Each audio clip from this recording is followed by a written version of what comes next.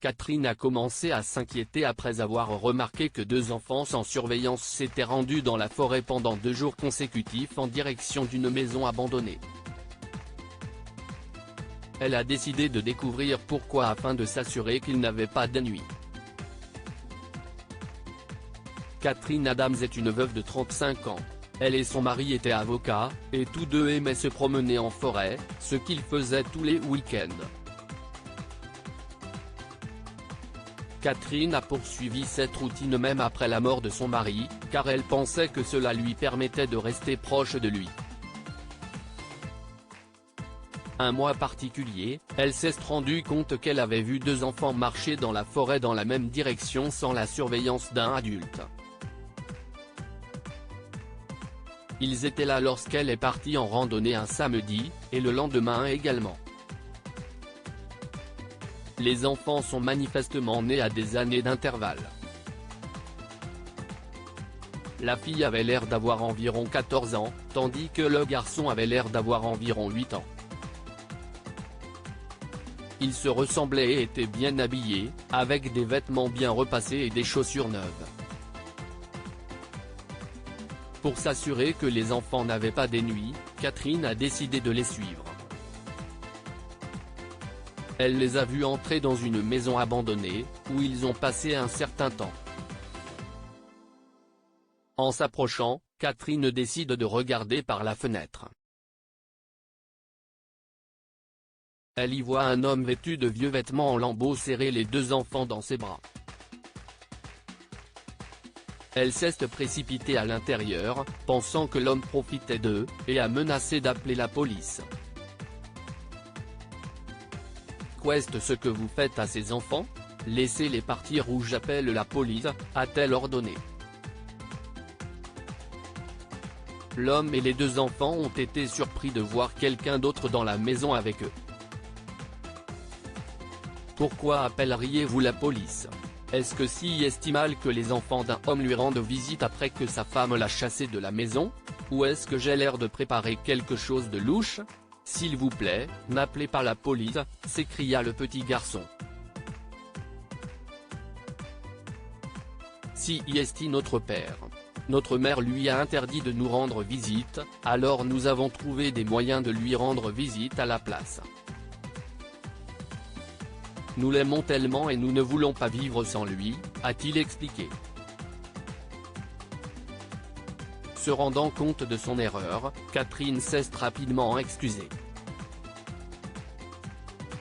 Je suis vraiment désolée de vous avoir jugé à tort.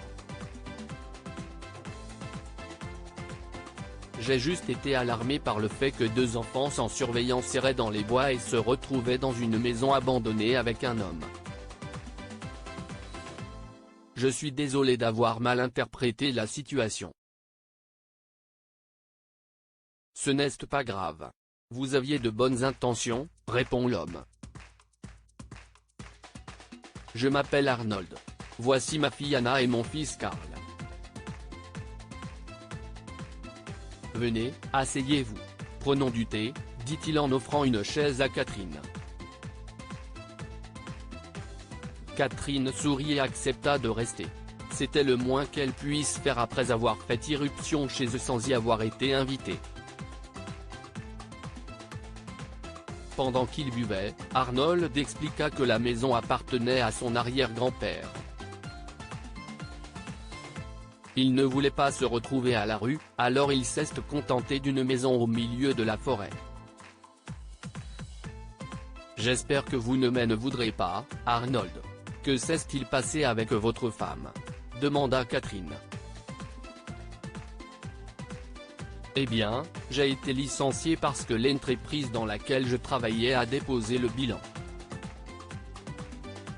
Aucune autre entreprise n'embauche en raison de la situation économique, alors je me suis retrouvé sans emploi. Ma femme était furieuse et m'a mis à la porte. Elle a demandé le divorce et obtenu la garde des enfants, a-t-il révélé. Je suis désolé d'entendre cela, a déclaré Catherine. Elle s'est ensuite tournée vers les enfants et leur a posé une question. Voulez-vous vivre avec votre père? Oui, ont-ils tous deux répondu avec assurance.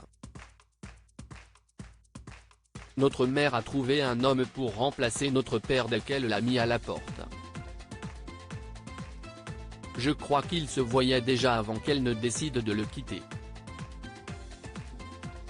Depuis, elle a vraiment cessé de s'intéresser à nous. Tout ce qu'elle voulait, c'était s'assurer que notre père n'aurait pas la garde de nos enfants, explique Anna à Catherine. Catherine était alors déterminée à les aider. Elle leur a fait savoir qu'elle était avocate et qu'elle voulait s'occuper de leur affaire bénévolement. Ils se sont battus au tribunal et Arnold a gagné le procès. Après que Catherine a fourni des preuves solides qu'Arnold était un père responsable et aimant, le tribunal a accepté leur appel et lui a rendu la moitié des biens conjugaux de l'ex-couple ainsi que la garde de leurs 2 enfants.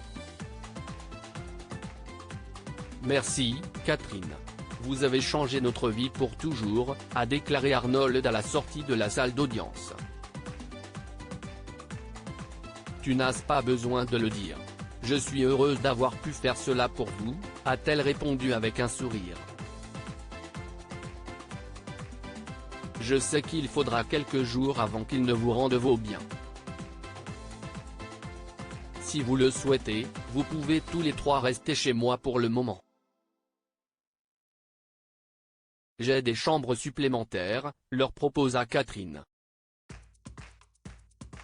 Si est très gentil de votre part, Catherine. Merci beaucoup.